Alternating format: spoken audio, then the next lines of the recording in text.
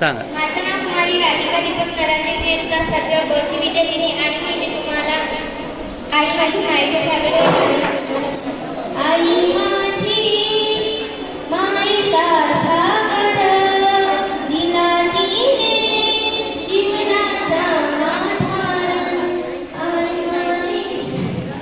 आई वडील माझे थोर काय सांगू त्यांचे उपकार.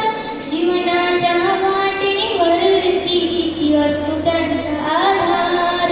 आई मायेचा सागर हे सत्य आहे कहाणी. त्या दुर्लक्षित बापाच्या माया ठाणुनीत निघाली.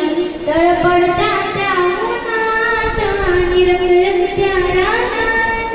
कशासाठी गेली तू त्या कष्टाच्या घामात.